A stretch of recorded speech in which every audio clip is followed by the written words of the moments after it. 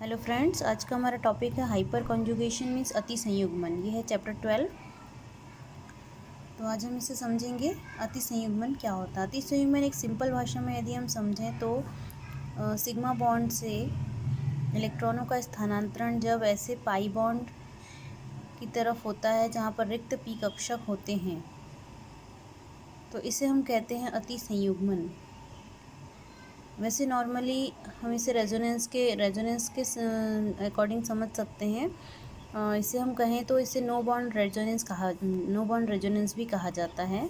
इसमें क्या होता है, जब कोई कार्बन और हाइड्रोजन में इंट्रैक्शन होता है तो एक सिस्टम जिसमें कि कार्बन कार्बन डबल बॉन्ड है वो अनसैचुरेटेड है, जैसे कि एल्कीन और पॉजिटिवली चार्ज कार्बन आयन उसमें होता है।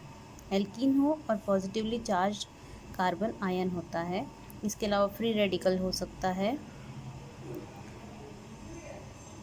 तो इसे हम नो बॉन्ड रेजोनेंस इसलिए कहते हैं कि सिग्मा बॉन्ड पर रेजोनेंस हो रहा है, जबकि नॉर्मली हम इसे पाई बॉन्ड पर समझते हैं। तो यहाँ पर सिग्मा बॉन्ड से इलेक्ट्रॉनों का स्थानांतरण हो रहा है। नॉन जनरली पाई बॉन्ड से इलेक्ट्रॉनों का स्थानांतरण होता है, लेकिन इस कंडीशन में हाइपर कॉन्जुगेशन की कंडीशन जब होती है तो उसमें सिग्मा बॉन्ड से इलेक्ट्रॉनों का स्थानांतरण होता है रिक्त पी कक्षक में, है ना। रिक्त पी कक्षक में या पाई बॉन्ड की तरफ होता है, ऐसा हम कह सकते हैं। तो जितना ज़्यादा हाइपर कॉन्जुगेशन होता है कंपाउंड उतना ही स्टेबल होता जाता है, उसकी स्टेबिलिटी बढ़ जाती है। तो जितने ज़्यादा सिग्मा बॉन्ड्स होंगे और वो किसी कार्बोकैटायन से डायरेक्टली जुड़े होंगे तब हाइपर कॉन्जुगेशन की कंडीशन आती है। इसी तरह से फ्री रेडिकल से जब कार्बन डायरेक्टली जुड़े हुए हैं तो उन कार्बन को हम अल्फ़ा कार्बन कहते हैं और उन कार्बन से जुड़े हुए हाइड्रोजन को हम अल्फ़ा हाइड्रोजन कहते हैं। जब ये कंडीशन होती है तब हाइपर कॉन्जुगेशन होता है। तो हम इसे एग्जांपल से समझ सकते हैं।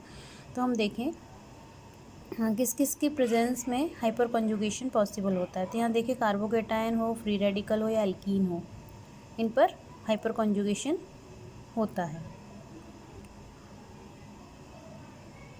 इसके अलावा इसमें कार्बो एनायन भी होता है, बट उसमें बहुत ही कम मात्रा में हाइपर कॉन्जुगेशन होता है। तो हम देखें कि सिग्मा, और इसमें एक और चीज़ ये है कि जो सिग्मा बॉन्ड है, जैसे कि आप जानते हैं कि सिंगल बॉन्ड की जो बॉन्ड लेंथ है वो डबल बॉन्ड से ज़्यादा होती है, बट यहाँ पर हाइपर कॉन्जुगेशन के कारण सिग्मा बॉन्ड या सिंगल बॉन्ड की जो बॉन्ड लेंथ है वो कम हो जाती है, कंप्रेस्ड हो जाता है वो, और उसकी बॉन्ड लेंथ कम हो जाती है। तो हम यहाँ देखें, एक एग्जांपल लिया हुआ है CH3CH2, CH3CH2, ये है एथिल कार्बोकैटायन। इसमें देखिए आप, ये जो कार्बन है इसमें पॉजिटिवली चार्ज है ये, और इससे डायरेक्टली ये कार्बन जुड़ा हुआ है, तो इसे हम कहेंगे अल्फ़ा कार्बन और ये कहलाएगा अल्फ़ा हाइड्रोजन। तो 3 अल्फ़ा हाइड्रोजन है इसमें। तो पॉसिबिलिटी कितने नॉन बॉन्डिंग रेजोनेटिंग स्ट्रक्चर की है? 3 की, क्योंकि एक हाइड्रोजन के साथ, कार्बन के साथ एक हाइड्रोजन जो जुड़ा हुआ है उसके सिग्मा बॉन्ड से इलेक्ट्रॉनों का स्थानांतरण होता है इस तरफ, और ये यहाँ पर डबल बॉन्ड बन जाता है। तो हम यहाँ ऐसे देखेंगे, एक 3D स्ट्रक्चर जो दिया हुआ है हमारा, उसकी ऑर्बिटल स्ट्रक्चर कहें इसे या 3D स्ट्रक्चर, उससे हम इसे समझेंगे। तो देखिए यहाँ पर हमने यही लिया हुआ है CH3CH2। ये CH3, ये 3 हाइड्रोजन इससे जुड़े हुए हैं, यहाँ पर 2 हाइड्रोजन जुड़े हुए हैं। तो इसकी जो पी ऑर्बिटल्स हैं इस कार्बन के वो अभी वैकेंट है ना। वैकेंट पी ऑर्बिटल इसमें होने चाहिए, जो कि वैकेंट है। यहाँ पर जो CH बॉन्ड है तो इसमें से इलेक्ट्रॉनों का स्थानांतरण होता है, यानी जो सिग्मा बंध है इसके बीच में कार्बन और हाइड्रोजन के, उससे इलेक्ट्रॉनों का स्थानांतरण होता है इस तरह से। तो ये कंडीशन जो कहलाती है वो हाइपर कॉन्जुगेशन की कंडीशन कहलाती है। और इससे बनने वाले स्ट्रक्चर जो होते हैं वो नॉन बॉन्डिंग रेजोनेंस स्ट्रक्चर होते हैं, रेजोनेटिंग स्ट्रक्चर होते हैं। तो यहाँ पर पहले एक जाएगा, ये हाइड्रोजन जो अपने इलेक्ट्रॉन दे देगा और अलग हट जाएगा, उसके बाद दूसरा और फिर तीसरा, इस तरह से 3 इसमें नॉन बॉन्डिंग रेजोनेटिंग स्ट्रक्चर बन जाएंगे। तो कंडीशन क्या हो जाएगी वो हम आगे देखेंगे। तो इसमें कुछ कंडीशन जैसे मैंने बताया कि ये होना चाहिए कार्बोकैटायन, फ्री रेडिकल, एल्कीन्स, और साथ में वैकेंट पी ऑर्बिटल होना चाहिए, तब हाइपर कॉन्जुगेशन की कंडीशन उत्पन्न होती है। यहाँ हम देखेंगे इसे इसीलिए सिग्मा एंड पी रेजोनेंस भी कहा जाता है, सिग्मा एंड पी रेजोनेंस, क्योंकि ये सिग्मा बॉन्ड से इलेक्ट्रॉनों का स्थानांतरण पी ऑर्बिटल की तरफ होता है, वैकेंट पी ऑर्बिटल में होता है, इसलिए सिग्मा एंड पी रेजोनेंस इसे कहा जाता है। आगे देखेंगे हम इसी एग्जाम्पल को लेते हुए कि क्या कंडीशन हो जाती है जब इस तरह से इलेक्ट्रॉनों का स्थानांतरण हो जाता है।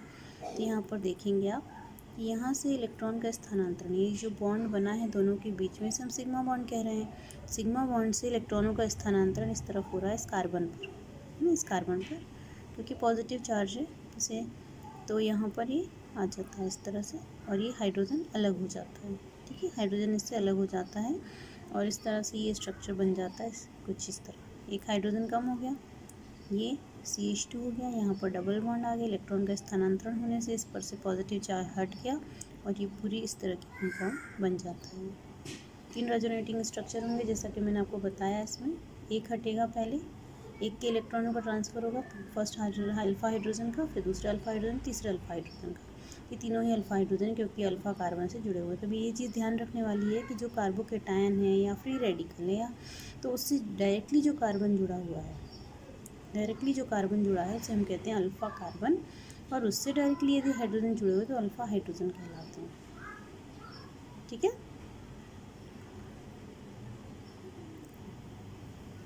तो एक और यहाँ पर ये देखिए, यहाँ पर दिया हुआ है एग्जाम्पल एक CH3, CH और CH3। तो यहाँ पर आप देख सकते हैं कार्बोकेटायन का एग्जाम्पल दिया हुआ। कार्बोकेटायन है, इस दोनों ही कार्बन डायरेक्टली जुड़े हुए। हाइड्रोजन कितने हैं? 6 हाइड्रोजन है, 6 अल्फ़ा हाइड्रोजन है, तो 6 नो बॉन्ड रेजोनेटिंग स्ट्रक्चर इसमें बनेंगे, और जितने ज़्यादा रेजोनेटिंग स्ट्रक्चर बनते हैं वो उतना ही अधिक स्टेबल होता है, जैसा कि मैंने आपको पहले भी बताया है। तो इसके हम आगे देखेंगे अब कि हाइपर कॉन्जुगेशन को हम किस तरह से लिख कर समझा सकते हैं, है ना। इसका जो एक डेफिनेशन कहें अपने शब्दों में तो वो क्या होगी। तो यहाँ आप देखें, किसी भी अनसैचुरेटेड सिस्टम की एटम से एल्किल समूह के CH आबंध के इलेक्ट्रॉन जो हैं वो रिक्त पी कक्षक के साथ पार्शियल कॉन्जुगेशन शो करते हैं। पार्शियल कॉन्जुगेशन करते हैं मतलब आंशिक संयुग्मन शो करते हैं। और इसमें क्या होता है, सिग्मा आबंध के इलेक्ट्रॉनों का स्थानांतरण जो है वो रिक्त पी कक्षक या फिर उनके पास जो नियरेस्ट अनसैचुरेटेड सिस्टम है उसकी ओर हो जाता है, और इस पूरी प्रोसेस को ही हाइपर कॉन्जुगेशन कहा जाता है। तो यहाँ पर सिंगल बॉन्ड से इलेक्ट्रॉनों का स्थानांतरण जो है वो पाई बॉन्ड की ओर हो रहा है। ठीक है, सिग्मा आबंध के इलेक्ट्रॉनों का स्थानांतरण पाई बॉन्ड की ओर हो रहा है, या फिर हम कहें रिक्त पी कक्षक की ओर हो रहा है। ठीक है, तो ऐसा ही फ्री रेडिकल में भी होता है। इसी प्रकार अनुनाद में भी, हम इसे अच्छे से समझने के लिए अनुनाद के थ्रू इसे समझा जा सकता है। तो इसी प्रकार अनुनाद में क्या होता है, CH बंध में आयनाइजेशन होता है ना। तो इसका एग्जाम्पल बुक में दिया हुआ है, वो आप देख सकते हैं। इसे hyperconjugation no bond resonance भी कहा जाता है। इसे हम समझ रहे हैं, इसे हम कहते हैं hyperconjugation no bond resonance, क्योंकि रेजोनेंस के थ्रू समझा जा सकता है। जैसे कि इसमें रेजोनेटिंग स्ट्रक्चर बन रहे हैं, बट ये no bond resonating structure, resonance में भी रेजोनेटिंग स्ट्रक्चर बनते हैं। ओके, तो इसमें एक एग्जाम्पल है आपकी बुक में 12.19। तो उसका क्वेश्चन है कि इन तीनों में से कौन अधिक स्टेबल है ना, विच इज़ मोर स्टेबल। तो ये CH3 थ्राइस C+ ये कैटायन दिए हुए हैं, देख रहे हैं आप। तो यहाँ पर किस तरह से अधिक स्थायी है, तो जैसा कि पहले बताया गया आपको कि जितने ज़्यादा कार्बोकेटायन से डायरेक्टली जो कार्बन जुड़े हों वो अल्फ़ा कार्बन होते हैं, उनसे जुड़े हाइड्रोजन अल्फ़ा हाइड्रोजन होते हैं। जितने ज़्यादा अल्फ़ा हाइड्रोजन होंगे उतने ही ज़्यादा रेजोनेटिंग स्ट्रक्चर बनेंगे और वो उतना ही अधिक स्थायी होगा। तो आप देख सकते हैं कि इसमें कितने हैं, 3 और 2 5, यहाँ पर 3 है। इसमें हाइपर कॉन्जुगेशन नहीं होता है, उसे हम आगे समझेंगे। और ये देखिए यहाँ पर 3 3 9 कार्बन है, तो इसे हमने स्ट्रक्चर बनाया हुआ है। देखिए ये कार्बन है, CH3 ये तीन CH3 यहाँ पर जुड़े हुए थे, यानी कि 9 कार्बन है, 3 अल्फ़ा कार्बन, 9 अल्फ़ा हाइड्रोजन है। और चूँकि 9 अल्फ़ा हाइड्रोजन है इसलिए 9 नो बॉन्ड रेजोनेंस स्ट्रक्चर इसमें बनेंगे, और ये जितने ज़्यादा रेजोनेटिंग स्ट्रक्चर उतना अधिक स्थायी, तो ये सबसे ज़्यादा स्टेबल होगा इस कंडीशन में।